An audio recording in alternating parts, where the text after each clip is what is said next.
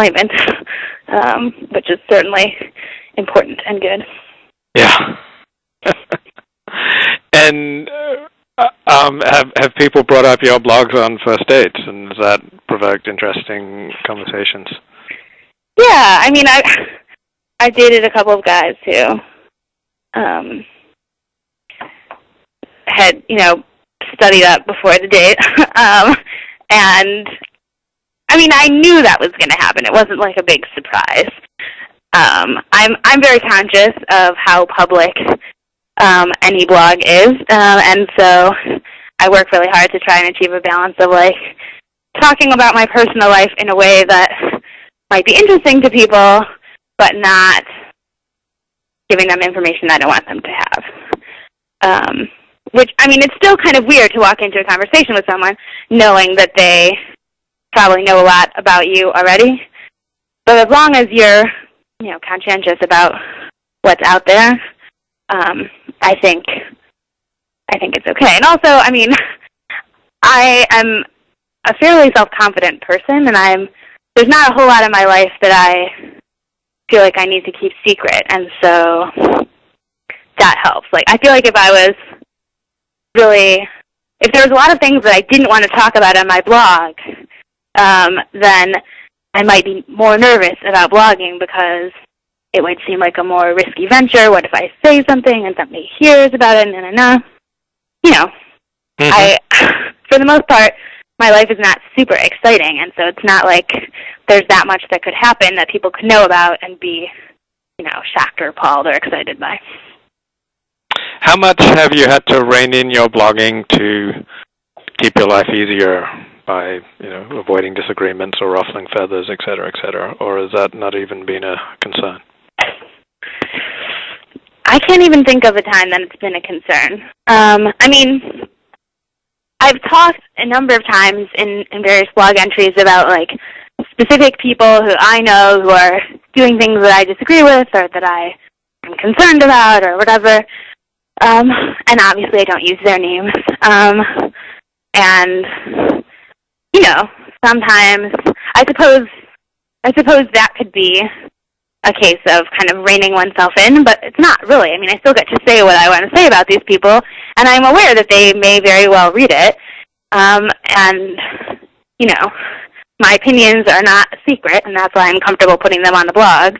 And so I think it's appropriate. I wouldn't feel comfortable being like, oh, I know this girl, and she did such and such, and I think that's a really horrible thing, and her name is this, and this is her phone number. Much as I disagree with some choices that people in my life have made, that's not something that I would ever do. Has the act of blogging affected the rest of your writing? Oh, for sure. I mean, I think it has made it better just because the more you write, the better you get, I think. But also, I think that it has made me, A, more careful reader, and B, just more thoughtful, I consider more the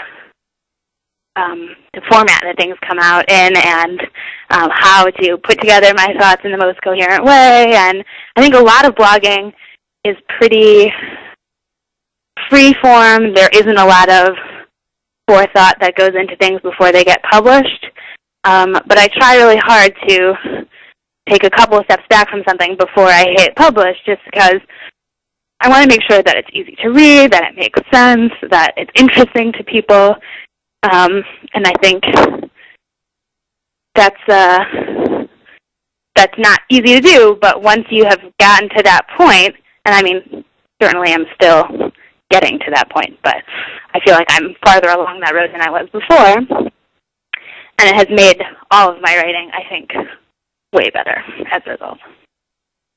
Am I missing something, or have you not blogged much for Juicy in the past few months? I stopped blogging for Juicy at the end of August. And that was for a couple of reasons. First of all, I had been given the job at My Jewish Learning, and also I stopped blogging for them about a week and a half before my mother died, and I was her primary caretaker, so I was busy with that. But But yeah, I haven't been blogging there. I have been blogging at My Jewish Learning, and I have a personal blog as well. Oh, where's your personal blog? It is blogthekaddish.blogspot.com.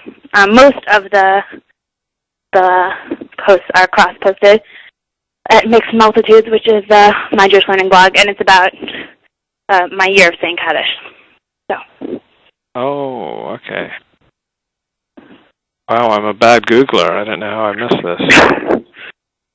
Me neither.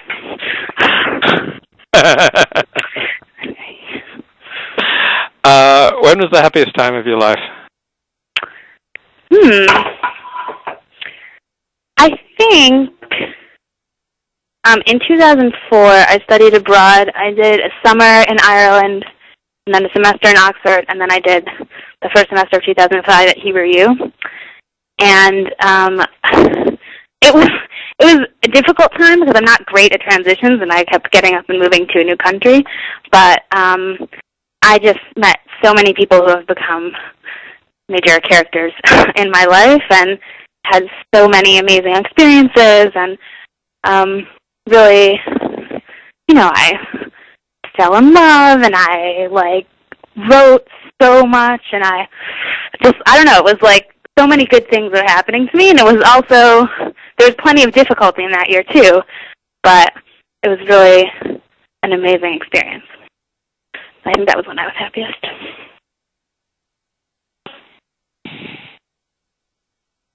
How important is it to you to count in a minyan? It's pretty important. I think that, kind of halakha aside, there is a very kind of basic feeling of we're literally counting people, and you literally don't count if you're a woman.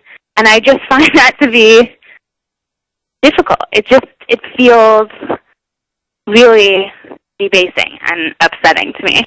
And I kind of have studied a lot of the halakha involved with who counts in a minyan and who doesn't count, and I think that it's really fair to come down on either side.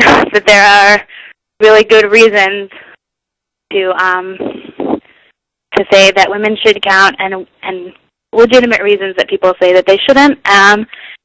And for me, it just makes me upset to be in a room where someone has told me or has implied that I literally don't count. I just find that hard to swallow.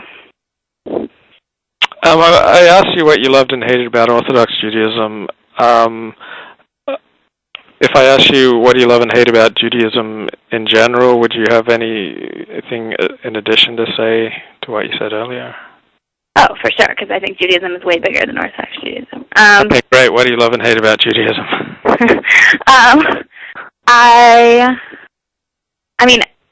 I love Jewish texts, and I love Jewish culture, which isn't, I think, actually a huge part of Orthodox communities because they have often their kind of own culture.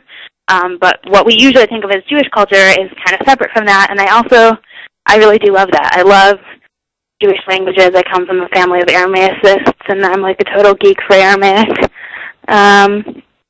And I love Jewish history. I think it's really, really interesting and often kind of a microcosm of things that are going on in the world, which is kind of handy for knowing what's going on in the world at different times.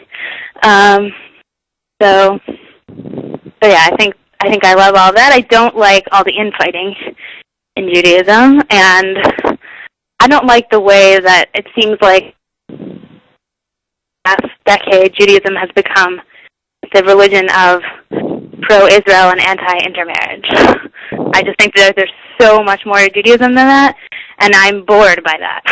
And I'm kind of offended by the fact that a lot of my religion bores me now because it has been reduced to pro-Israel and anti-intermarriage. Whoops, I dropped my phone. You still there? Yep. Okay, great. Let me just think about what you said.